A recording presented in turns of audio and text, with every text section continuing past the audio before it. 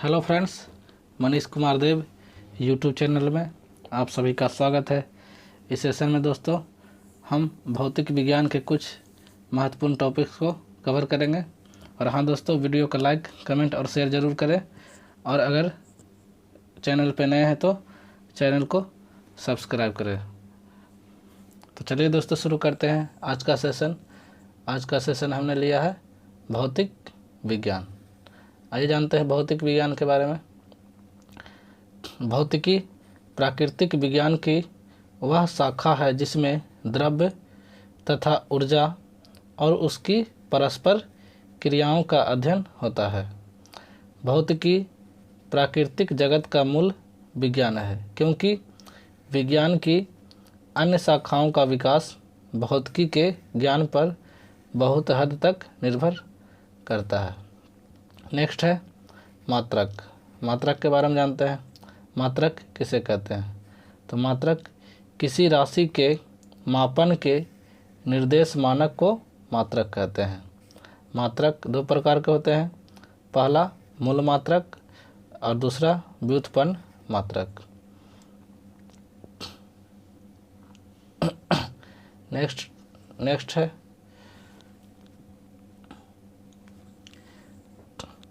SI पद्धति में मूल मात्रक की संख्या 7 है।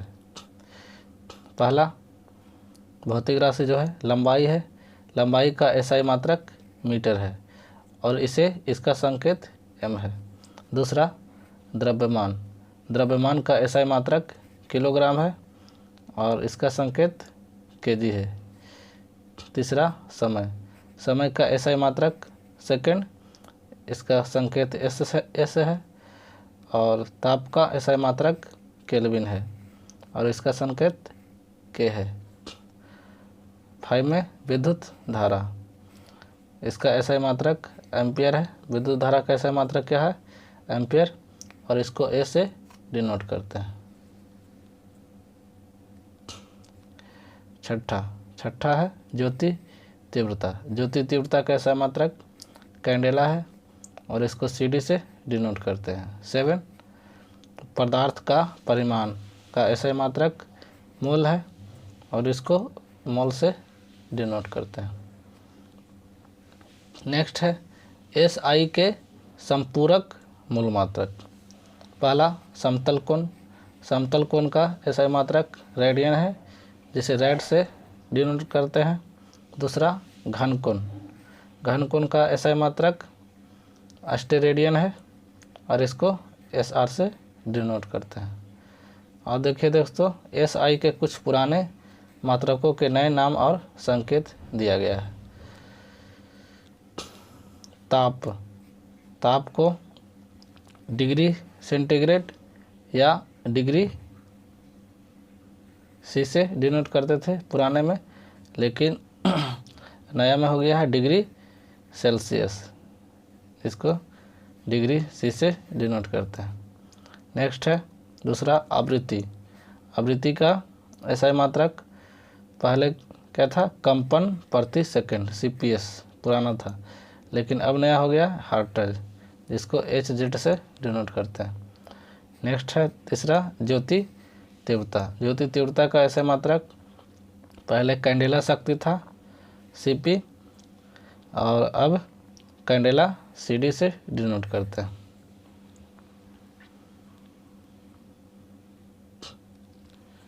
नेक्स्ट है व्युत्पन्न मात्रक। व्युत्पन्न मात्रक किसे कहते हैं? वे सभी मात्रक जो मूल मात्रकों की सहायता से व्यक्त किया जाता है, उसे व्युत्पन्न मात्रक कहते हैं।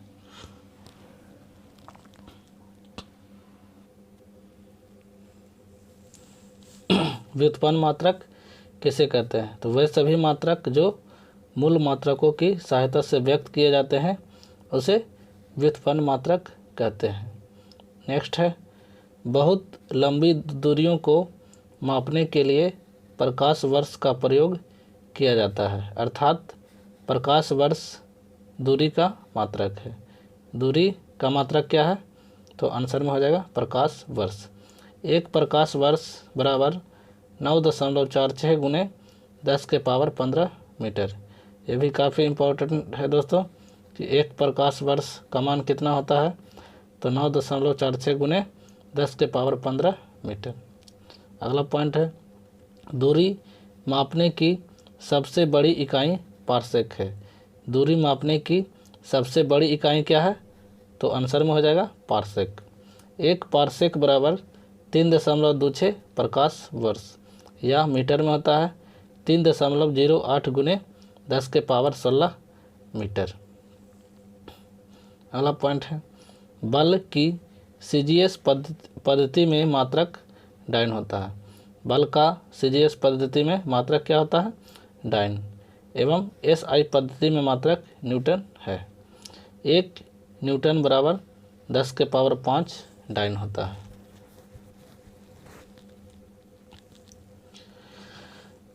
अगला पॉइंट है कार्य की CGS पद्धति में मात्रक अर्ग है एवं SI पद्धति में मात्रक जूल है।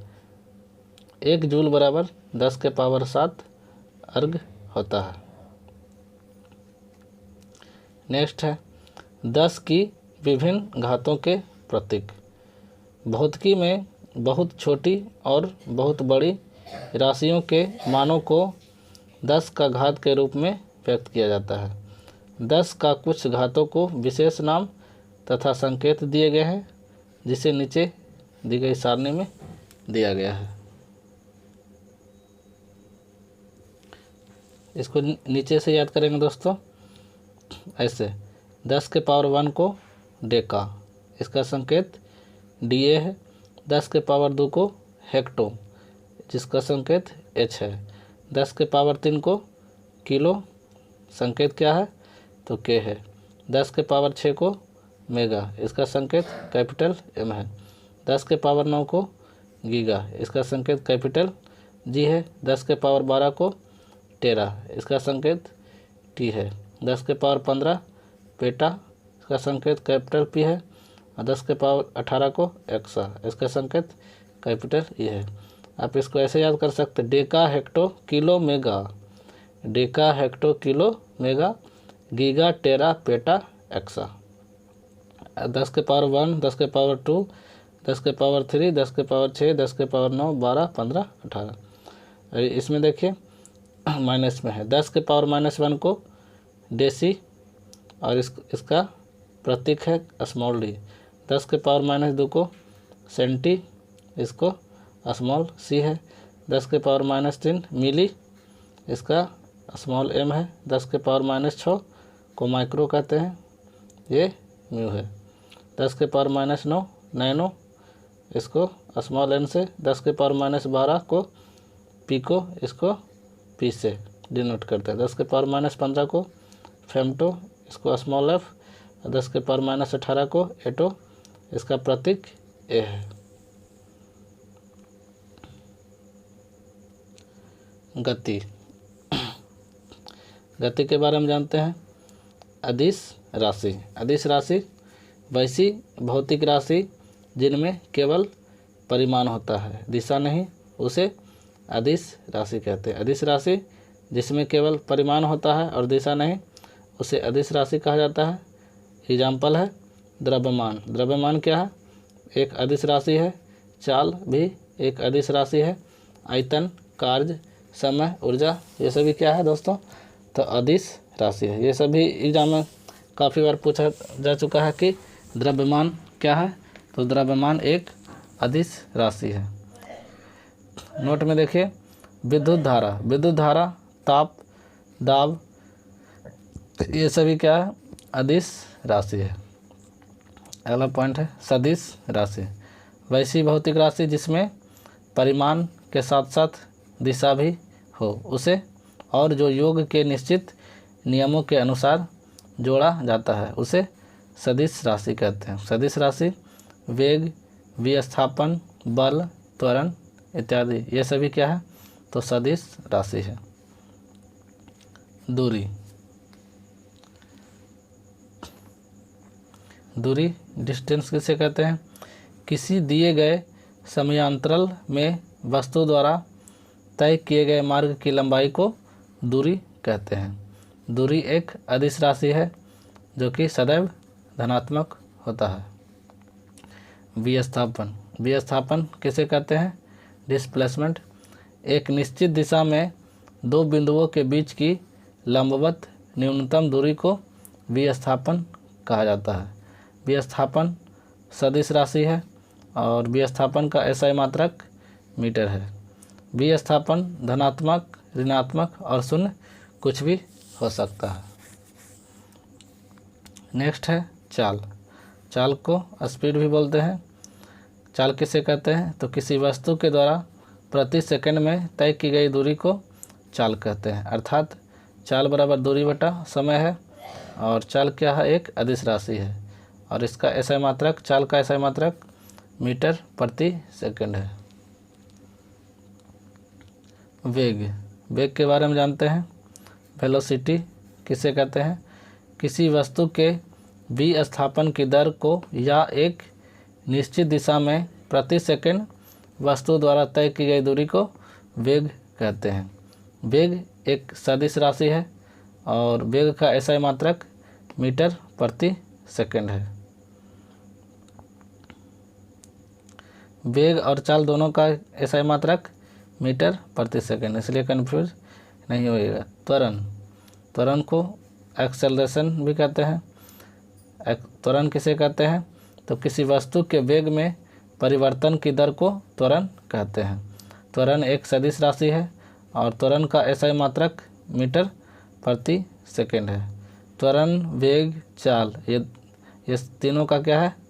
नहीं, त्वरण का मीटर प्रति सेकंड स्क्वायर है, बाकी चाल और वेग का मीटर प्रति सेकंड है। और त्वरण का क्या है एसआई मात्रक? तो मीटर प्रति सेकंड स्क्वायर है। यदि समय के साथ वस्तु का वेग घटता है तो त्वरण ऋणात्मक होता है, जिसे मंदन कहते हैं। अगला पॉइंट है प्रक्षेप गति, इंग्लिश में प्रोजेक्टाइल मोशन। जब कोई पिंड ऐसे नियत त्वरण के अंतर्गत गति करता है जिसकी दिशा पिंड के वेग की दिशा से भिन्न होती है, तो पिंड के वेग का परिमाण एवं दिशा दोनों समय के साथ बदलते रहते हैं। इसके कारण पिंड एक समतल में वक्र पथ पर गति करता है। इस गति को प्रक्षेप गति कहते हैं और वक्र पथ को प्रक्षेप पथ कहते हैं। यह सदैव क्या होता है? तो परवलयाकार होता है। धनुष से, एग्जाम्पल में प्रक्षेप गति का उदाहरण क्या है?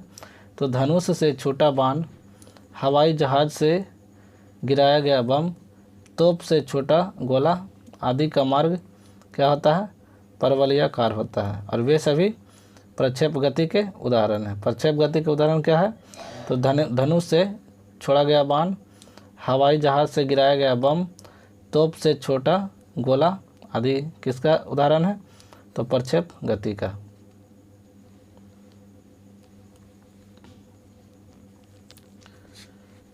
फिर से इसको रिपीट कर देते हैं दोस्तों।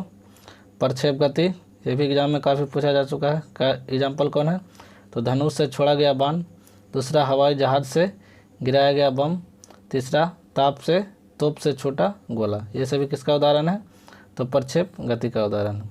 अगला पॉइंट है प्रक्षेप गति एक द्विविमीय गति है, अर्थात एक समतल में गति है। अगला पॉइंट है प्रक्षेप को अधिकतम दूरी तक फेंकने के लिए उसे क्षैतिज से 45 डिग्री के कोण पर ऊपर की ओर प्रक्षेपित करना चाहिए। यह भी काफ़ी महत्वपूर्ण है कि प्रक्षेप को अधिकतम दूरी तक फेंकने के लिए कितने डिग्री का कोण बनना चाहिए? तो आंसर में हो जाएगा 45 डिग्री का।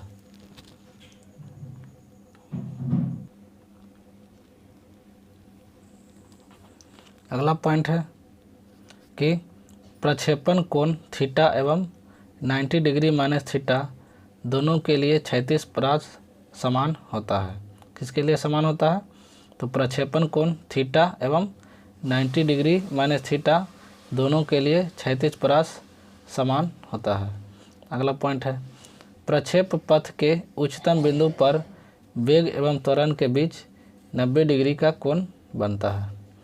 अगला टॉपिक है वृत्तीय गति। जिसको इंग्लिश में सर्कुलर मोशन कहते हैं। आइए जानते हैं वृत्तीय गति किसे कहते हैं। जब कोई वस्तु किसी वृत्ताकार मार्ग पर गति करती है तो उसकी गति को वृत्तीय गति कहते हैं। यदि वह एक समान चाल से गति करती है तो उसकी गति को एक समान वृत्तीय गति कहते हैं। नेक्स्ट है, वृत्तीय गति एक त्वरित गति होती है क्योंकि वेग की दिशा प्रत्येक बिंदु पर बदल जाती है।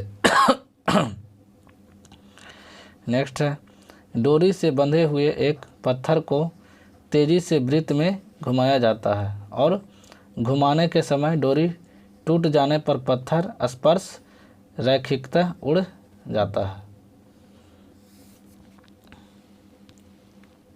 अगला टॉपिक है कोणीय वेग। कोणीय वेग जिसको इंग्लिश में एंगुलर वेलोसिटी, कोणीय वेग किसे कहते हैं। वृत्ताकार मार्ग पर गतिशील कण को वृत्त के केंद्र से मिलाने वाली रेखा एक सेकंड में जितने कोण से घूम जाती है उसे उस कोण को का कोणीय वेग कहते हैं। कोणीय वेग को प्रायः ओमेगा से सूचित किया जाता है, अर्थात ओमेगा बराबर θ/2 है। यदि कण एक सेकंड में n चक्कर लगाता है तो ओमेगा बराबर 2πn होगा, क्योंकि एक चक्कर में कण 2π यानी 360 डिग्री रेडियन से घूम जाती है। अब यदि वृत्ताकार मार्ग की त्रिज्या r है और कण एक सेकंड में n चक्कर लगाता है तो उसके द्वारा एक सेकंड में तय की गई दूरी बराबर वृत्त की परिधि गुने n, यानी हो जाएगा 2πrn। यही उसकी रेखीय चाल होगी,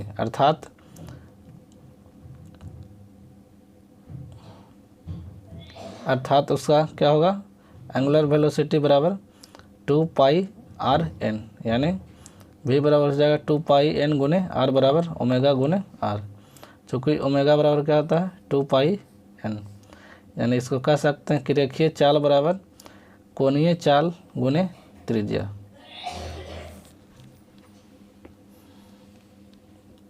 रेखीय चाल बराबर क्या होता है, तो रेखीय चाल बराबर होता है कोणीय चाल गुने त्रिज्या।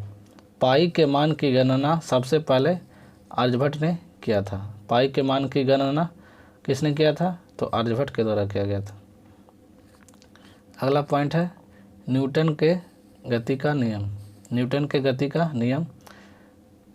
भौतिकी के पिता न्यूटन ने सन 1687 ईस्वी में अपनी पुस्तक प्रिंसिपिया में सबसे पहले गति के नियम को प्रतिपादित किया था। आइए जानते हैं न्यूटन का फर्स्ट लॉ। यदि कोई वस्तु विराम अवस्था में है तो वह विराम अवस्था में रहेगी, या यदि वह एक समान चाल से सीधी रेखा में चल रही है तो वैसी ही चलती रहेगी जब तक कि उस पर कोई बाह्य बल लगाकर उसकी वर्तमान अवस्था में परिवर्तन न किया जाए।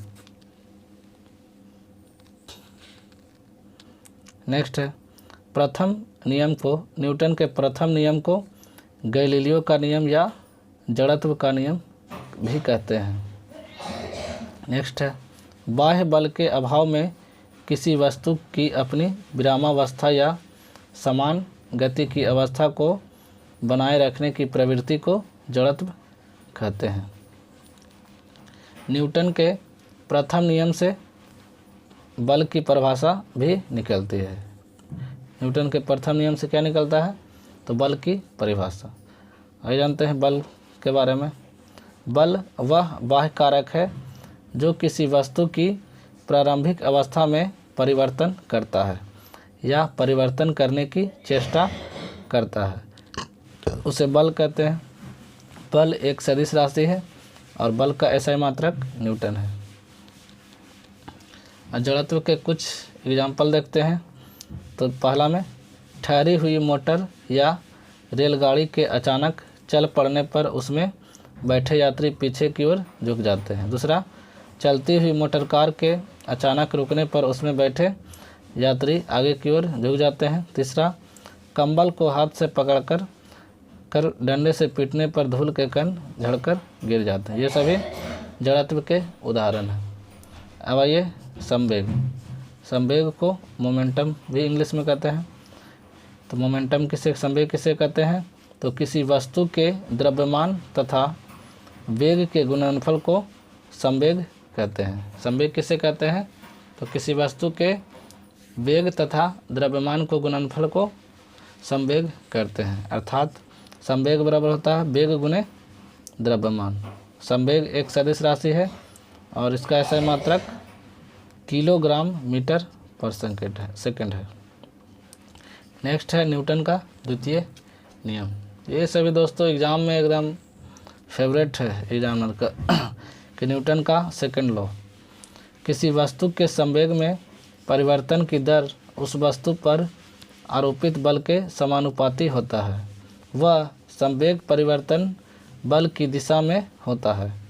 अब यदि आरोपित बल F बल की दिशा में उत्पन्न त्वरण A एवं वस्तु का त्वरण m हो तो न्यूटन के गति के दूसरे नियम से F बराबर ma अर्थात न्यूटन के दूसरे नियम से बल का व्यंजक प्राप्त होता है। नोट में प्रथम नियम दूसरे नियम का ही एक अंग है।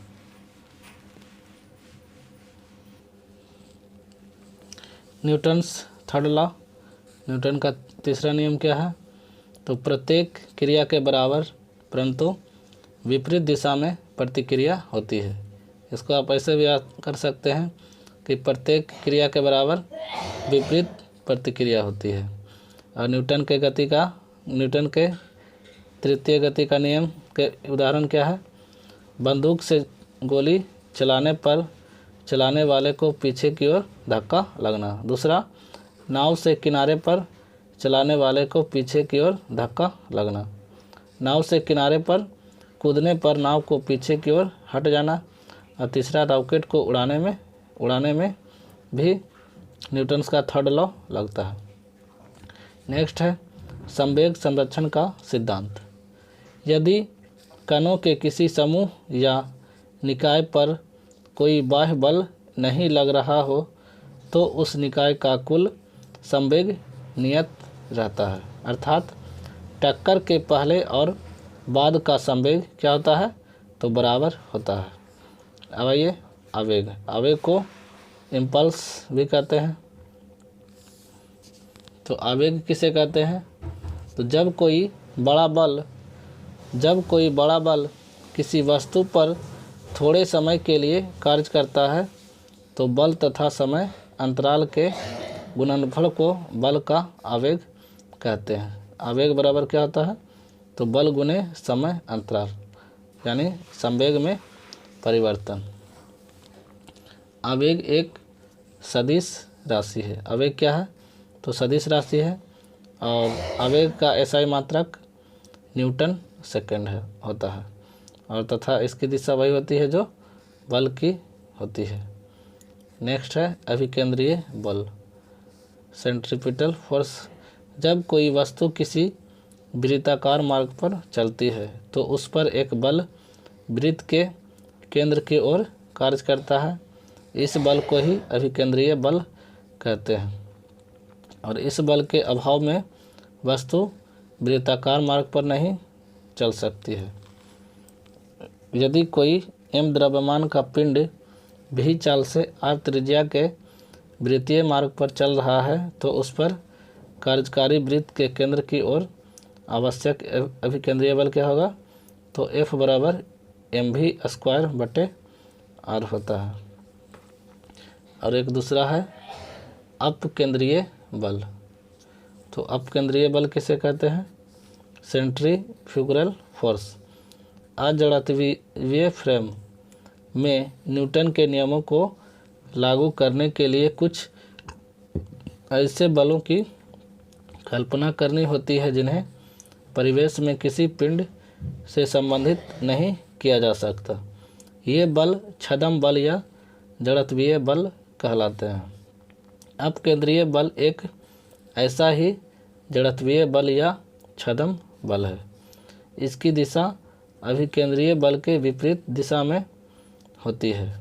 जैसे कपड़ा सुखाने की मशीन अपकेंद्रीय बल का उदाहरण है। दूध से मक्खन निकालने की मशीन किसका उदाहरण है?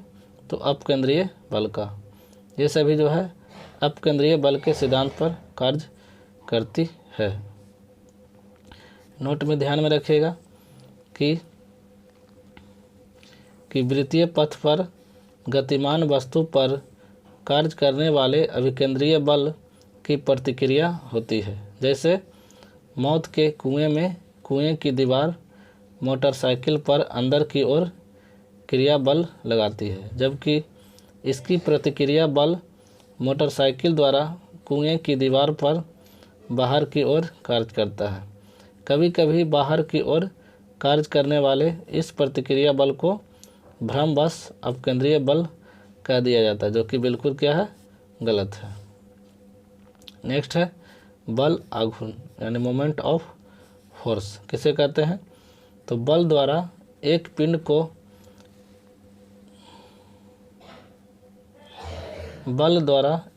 को एक अक्ष के परितः घुमाने की प्रवृत्ति को बल आघूर्ण कहते हैं। बल आघूर्ण किसे कहते हैं? तो बल द्वारा एक पिंड को एक अक्ष के परितः घुमाने की प्रवृत्ति को बल आघूर्ण कहते हैं। किसी अक्ष के परितः एक बल का बल आघूर्ण उस बल के परिमाण तथा अक्ष से बल की क्रिया रेखा के बीच की लंबवत दूरी के गुणनफल के बराबर होता है। अर्थात बल आघूर्ण बराबर क्या होता है? बल गुने आघूर्ण भुजा। बल आघूर्ण एक सदिश राशि है और इसका SI मात्रक न्यूटन मीटर होता है।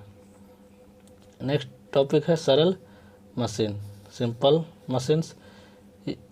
यह जो है सरल मशीन बल आघूर्ण के सिद्धांत पर कार्य करती है। सरल मशीन एक ऐसी युक्ति है जिसमें किसी सुविधाजनक बिंदु पर बल लगाकर किसी अन्य बिंदु पर रखे हुए भार को उठाया जाता है। जैसे सरल मशीन का उदाहरण क्या है? तो उत्तोलक, घिरनी, आनत तल, स्क्रू, जैक आदि है। उत्तोलक किसे कहते हैं? उत्तोलक को इंग्लिश में लीवर। उत्तोलक एक सीधी या टेढ़ी दृढ़ छड़ होती है जो किसी निश्चित बिंदु के चारों ओर स्वतंत्रता पूर्वक घूम सकती है। उत्तोलक में 3 बिंदु होते हैं, पहला अलंब, दूसरा अयास और तीसरा भार। तो अलंब किसे कहते हैं? फलक्रम। जिस निश्चित बिंदु के चारों ओर उत्तोलक की छड़ स्वतंत्रता पूर्वक घूम सकती है उसे अलंब कहते हैं। अयास एफर्ट, उत्तोलक को उपयोग में लाने के लिए उस पर जो बल लगाया जाता है उसे अयास कहते हैं। और तीसरा भार, लोड, उत्तोलक के द्वारा जो बोझ उठाया जाता है अथवा रुकावट हटाई जाती है उसे भार कहते हैं। उत्तोलक 3 प्रकार के होते हैं। पहला प्रथम श्रेणी का उत्तोलक। प्रथम श्रेणी का उत्तोलक किसे कहते हैं? तो इस वर्ग के उत्तोलकों में अलंब F, अयास E तथा भार W के बीच में स्थित होता है। इस प्रकार के उत्तोलकों में यांत्रिक लाभ 1 से अधिक, 1 के बराबर तथा 1 से कम भी हो सकता है। प्रथम श्रेणी के उत्तोलक के उदाहरण हैं जैसे कैंची, पिलास, सिंडासी, कील, उखाड़ने की मशीन, शीश झूला, साइकिल का ब्रेक, हैंडपम्प इत्यादि है। द्वितीय श्रेणी का उत्तोलक किसे कहते हैं? तो इस वर्ग के उत्तोलक में अलंब F एवं अयास E के बीच भार W होता है। इस प्रकार के उत्तोलकों में यांत्रिक लाभ सदैव 1 से अधिक होता है और इसके उदाहरण है द्वितीय श्रेणी के उदाहरण सरौता, नींबू निचोड़ने की मशीन, एक पहिए की कूड़ा ढोने वाली गाड़ी इत्यादि है। नेक्स्ट है तृतीय श्रेणी का उत्तोलक। तृतीय श्रेणी का उत्तोलक किसे कहते हैं? तो इस वर्ग के उत्तोलकों में अलंब F, भार W के बीच में अयास E होता है और इसका यांत्रिक लाभ सदैव 1 से कम होता है। इसका उदाहरण क्या है तृतीय श्रेणी का? तो चिमटा, मनुष्य का हाथ। प्रथम श्रेणी का फिर से रिपीट कर लेते दोस्तों। प्रथम श्रेणी के उत्तोलक का उदाहरण कैंची है, पिलास है, सिंडासी है, कील है, कील उखाड़ने की मशीन, शीश झूला और साइकिल का ब्रेक और हैंड पंप है। और द्वितीय श्रेणी के उत्तोलक का उदाहरण क्या है? तो एक पहिए का कूड़ा ढोने वाली गाड़ी है, नींबू निचोड़ने की मशीन है और सरोता। और तृतीय श्रेणी के उत्तोलक का उदाहरण चिमटा और मनुष्य का हाथ है। नेक्स्ट है गुरुत्व केंद्र। गुरुत्व केंद्र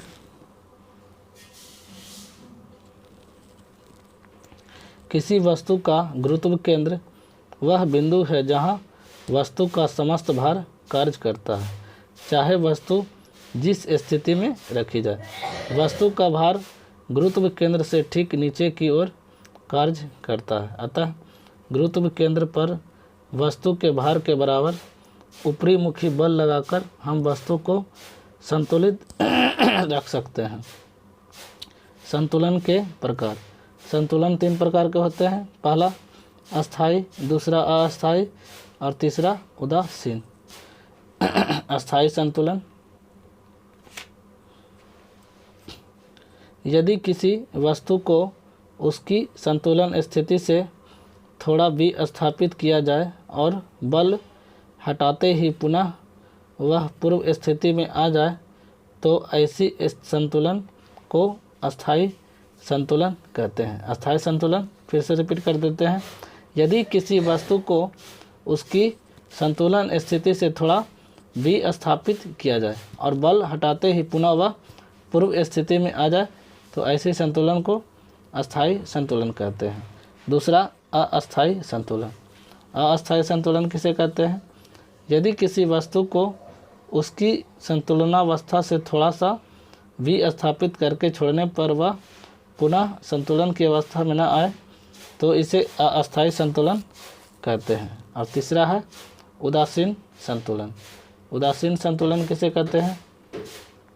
यदि वस्तु को संतुलन की स्थिति में से थोड़ा सा विस्थापित करने पर उसका गुरुत्व केंद्र उसी ऊंचाई पर बना रहता है तथा छोड़ देने पर वस्तु अपनी नई स्थिति में संतुलित हो जाता है तो उसका संतुलन उदासीन कहलाता है।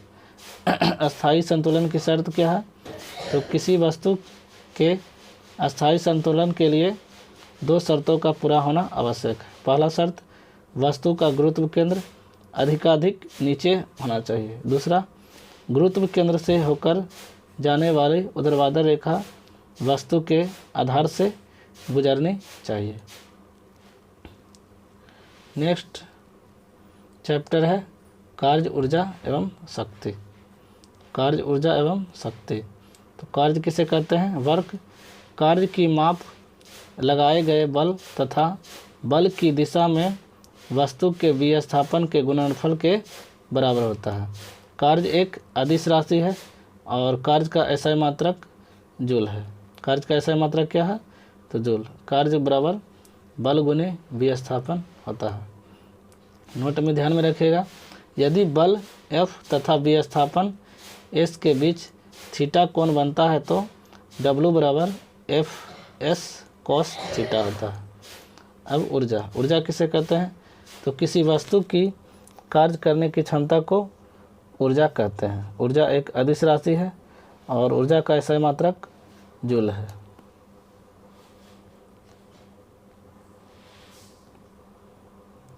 नेक्स्ट है कार्य द्वारा प्राप्त ऊर्जा यांत्रिक ऊर्जा कहलाती है। यांत्रिक ऊर्जा 2 प्रकार की होती है। पहला गतिज ऊर्जा, दूसरा स्थितिज ऊर्जा। गतिज ऊर्जा किसे कहते हैं? Kinetic energy. तो किसी वस्तु में उसकी गति के कारण कार्य करने की जो क्षमता आ जाती है उसे उस वस्तु की गतिज ऊर्जा कहते हैं। यदि m द्रव्यमान की वस्तु भी वेग से चल रही है तो गतिज ऊर्जा काइनेटिक एनर्जी बराबर होता है हाफ mv²। यह भी काफ़ी महत्वपूर्ण है दोस्तों, ध्यान में रखिएगा। दूसरा है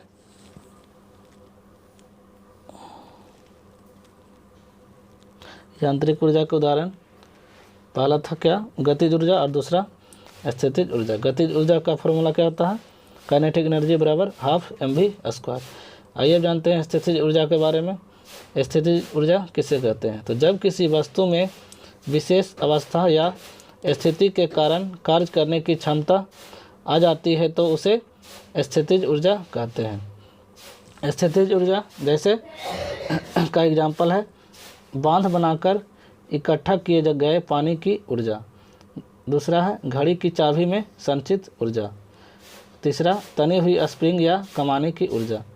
ये सभी स्थितिज ऊर्जा का उदाहरण है।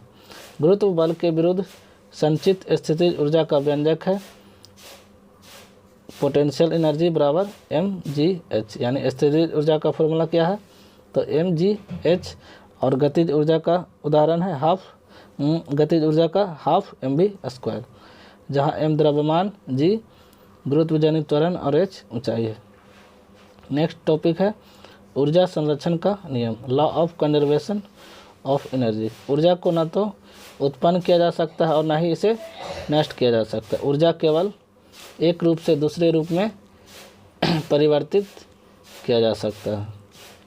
जब भी ऊर्जा किसी रूप में लुप्त होती है तब ठीक उतनी ही ऊर्जा अन्य रूपों में प्रकट होती है। अतः विश्व की संपूर्ण ऊर्जा का परिमाण स्थिर रहता है। यह ऊर्जा संरक्षण का नियम कहलाता है। ऊर्जा रूपांतरित करने वाले कुछ उपकरण हैं। डायनमो है यांत्रिक ऊर्जा को विद्युत ऊर्जा में बदलता है। मोमबत्ती रासायनिक ऊर्जा को प्रकाश एवं ऊष्मा ऊर्जा में बदलता है। तीसरा माइक्रोफोन ध्वनि ऊर्जा को विद्युत ऊर्जा में बदलता है। चौथा लाउड स्पीकर जो है विद्युत ऊर्जा को ध्वनि ऊर्जा में बदलता है। पाँचवा सोलर सेल सौर ऊर्जा को विद्युत ऊर्जा में बदलता है। छठा ट्यूबलाइट विद्युत ऊर्जा को प्रकाश ऊर्जा में बदलता है। सातवां विद्युत मोटर विद्युत ऊर्जा को यांत्रिक ऊर्जा में बदलता है। आठवां विद्युत बल्ब विद्युत ऊर्जा को प्रकाश ऊर्जा एवं ऊष्मा ऊर्जा में बदलता है। नौवां विद्युत सेल ये रासायनिक ऊर्जा को विद्युत ऊर्जा में बदलता है। 10वां सितार यांत्रिक ऊर्जा को ध्वनि ऊर्जा में बदलता है। नेक्स्ट है संवेग एवं गतिज ऊर्जा में संबंध। तो संवेग एवं गतिज ऊर्जा में संबंध क्या है? तो काइनेटिक एनर्जी बराबर होता है p² बराबर 2m, p² बराबर 2m, जहाँ p संवेग बराबर mv, अर्थात संवेग को दोगुना करने पर गतिज ऊर्जा 4 गुनी हो जाएगी। संवेग को दोगुना करने पर क्या होगा? गतिज ऊर्जा 4 गुना हो जाएगा। नेक्स्ट टॉपिक है शक्ति, पावर। कार्य करने की दर को शक्ति कहते हैं। यदि किसी कर्ता द्वारा W कार्य t समय में किया जाता है तो कर्ता की शक्ति W/t होगी। यानी शक्ति का ऐसा मात्रक वाट है जिसे वैज्ञानिक जेम्स वाट के सम्मान में रखा गया है। शक्ति बराबर क्या होता है? तो शक्ति बराबर कार्य बटे समय। कार्य का ऐसा मात्रक जूल है और समय का सेकेंड, जिसको वाट कहते हैं। तो वाट 10⁻7 अर्घ प्रति सेकेंड, यानी 1 मेगावाट बराबर 10⁻6 वाट होता है। शक्ति की एक और मात्रक अश्व शक्ति है। अश्व शक्ति की इकाई जेम्स वाट के द्वारा दिया गया है। एक अश्व शक्ति बराबर होता है, यानी इसको इंग्लिश में हॉर्स पावर बोलते हैं। 1 हॉर्स पावर बराबर 746 वाट, यानी 550 FT - LBS, यानी 746 × 10⁻7 अर्घ प्रति सेकेंड, यानी 1 किलोवाट बराबर 1000/746 बराबर 1.34 HP होता है। वाट सेकेंड देख लीजिए। वाट सेकेंड 1 वाट सेकेंड बराबर होता है 1 वाट × 1 सेकेंड, यानी 1 जूल। और 1 वाट घंटा बराबर 3600 जूल। और 1 किलोवाट घंटा बराबर 1000 वाट घंटा, यानी 3.6 × 10⁻6 जूल। W, KW, MW तथा HP शक्ति के मात्रक है। WS, WH, KWH कार्य अथवा ऊर्जा के मात्रक हैं। इसको थोड़ा सा समझ लीजिए दोस्तों। W से वाट हो गया, KW से किलोवाट, MW से मेगावाट तथा HP हो गया हॉर्स पावर। यहाँ WS यानी वाट सेकेंड, ये हो गया वाट घंटा WH, kWh किलो वाट घंटा। ये सभी क्या है, कार्य अथवा ऊर्जा का मात्रक है। तो ये था दोस्तों सेशन, आज का सेशन। वीडियो कैसा लगा कमेंट में ज़रूर बताइएगा और अपने दोस्तों के बीच शेयर ज़रूर करें। तो मिलते हैं नेक्स्ट वीडियो में, तब तक के लिए जय हिंद जय भारत।